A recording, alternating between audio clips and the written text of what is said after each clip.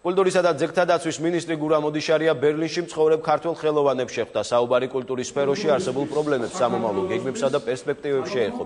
შეხვედრაზე მიმდინარე კულტურულ პროცესებში გერმანიაში და უცხოეთში მცხოვრები ქართველი ხელოვანების აქტიური ჩართვა დაიგეგმა. კულტურის სამინისტროში ძალიან ახლო ურთიერთობა გქონდეთ.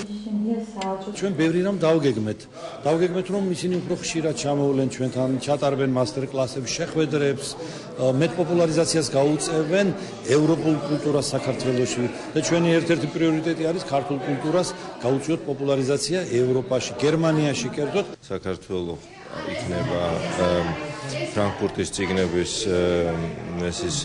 სტუმარი, გამოფენის სტუმარი და ეს არის ძალიან მნიშვნელოვანი ფაქტი ჩვენი სამშობლოსთვის და ამდენად ამაზე იყოს სწორედ საუბარი, ძირითადად აქცენტი გადატანილი, როგორ წარდგება ამ გამოფენაზე საქართველო.